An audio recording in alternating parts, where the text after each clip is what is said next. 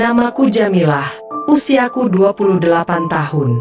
Aku seorang istri sekaligus ibu dari dua buah hati yang menjadi cahaya hidupku. Hidupku penuh liku-liku.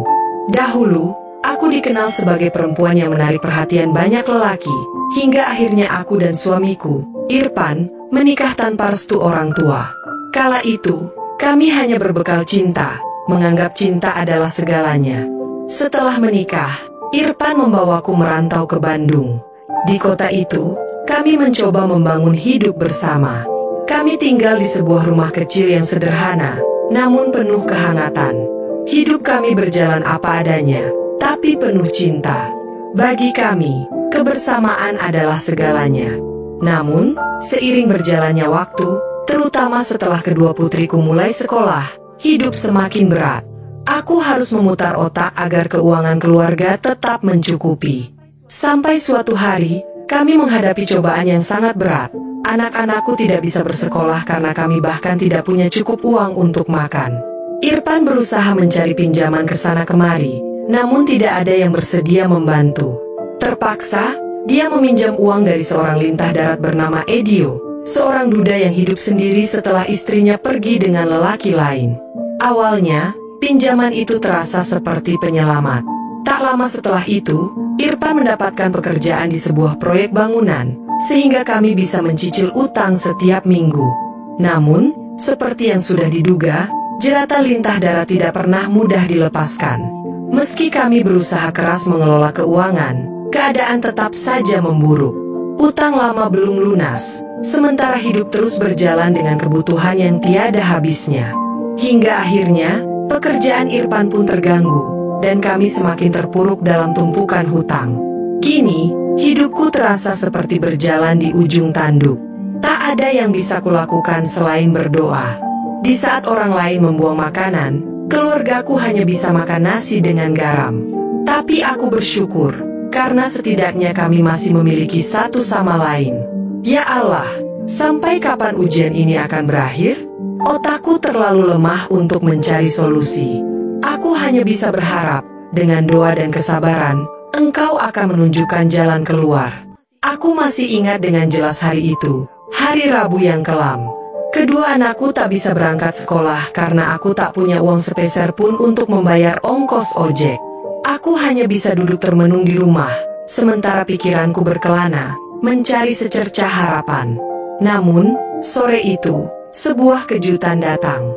Tetangga kami, Siah, mengetuk pintu membawa sebungkus nasi padang, sekantong beras, dan beberapa sembako lainnya. Hatiku diliputi rasa syukur yang mendalam. Anak-anakku, Rani dan Adit, makan dengan begitu lahap. Aku hampir menangis melihat kebahagiaan mereka yang sederhana. Setelah makan malam, aku menyeduhkan kopi untuk suamiku, Irfan. Di sela kebersamaan itu, Rani, anak sulungku, bertanya, "Ayah, besok kami bisa sekolah, kan?" Suamiku tersenyum lembut, membelai rambut kedua buah hati kami, lalu menjawab, "Tentu, sayang." Saat malam semakin larut, Irfan menyerahkan segepok uang kepadaku, uang pecahan 100.000 yang begitu banyak. Aku terkejut dan bertanya, "Mas dapat uang sebanyak ini dari mana?" Irfan hanya diam sejenak, memastikan kedua anak kami sudah tertidur lelap. Kemudian dia menatapku dalam-dalam, mengecup keningku dengan lembut, lalu berkata dengan suara rendah, "Seharian ini, Mas mencari kerja kemana-mana, tapi tak satupun orang mau memberi kesempatan. Ketika Mas hampir putus asa, Edio menawarkan bantuan. Dia menyuruh Mas datang ke rumahnya." Hatiku bergetar mendengar nama itu. Edio, pria yang sebelumnya meminjamkan uang pada kami, ternyata kembali muncul di tengah kesulitan ini. Irfan melanjutkan ceritanya dengan nada berat. Dia bilang, dia kasihan sama anak-anak kita. Dia memberi uang ini untuk sementara, tapi aku tahu apa yang hendak dikatakan suamiku sebelum dia menyelesaikan kalimatnya. Air mataku mengalir tanpa kendali. Di antara rasa syukur dan beban harga diri yang terinjak, aku merasa hancur.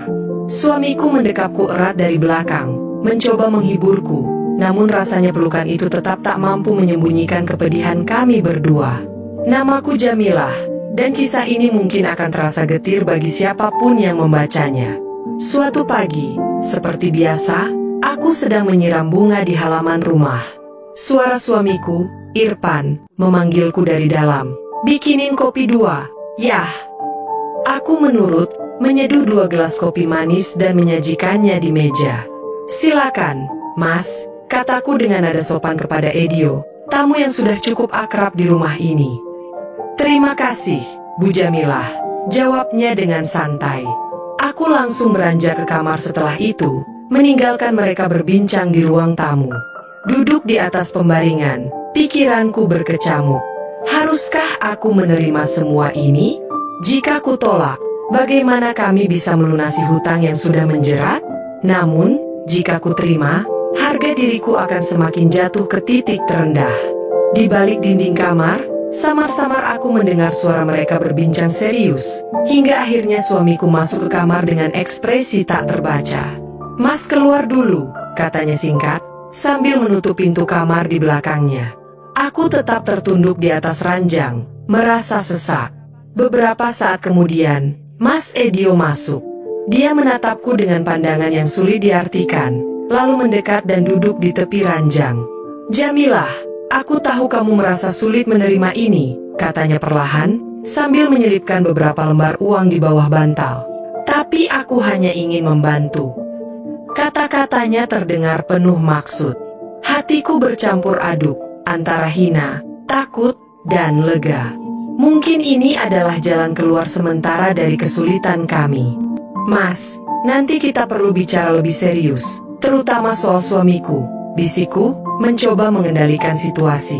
"Tentu, sayang maaf," jawabnya, dengan nada yang sedikit tergelincir. Aku tersenyum kecil, mencoba menutupi kegelisahan dalam hatiku. Tapi, jauh di dalam, ada rasa sakit yang perlahan menjelma menjadi amarah. Malam itu, aku merasa tubuhku lemah dan tak berdaya. Pikiranku terus bergulat dengan pertanyaan, apakah ini harga yang harus kubayar untuk hidupku dan anak-anakku? Dalam hati kecilku, ada keinginan untuk membalas dendam pada Irfan, suamiku, yang telah menjual harga diri keluarganya demi melunasi hutang. Namun, di sisi lain, aku tahu bahwa setiap langkah yang kuambil akan menuntun hidupku ke jalan yang semakin kelam. Bagaimana menurut kalian? Haruskah aku melanjutkan hubungan ini dengan Edio dan mencari kebahagiaan di tengah kejatuhan hidupku? Atau cukup sampai di sini saja? Tulis pendapat kalian. Terima kasih telah membaca kisahku.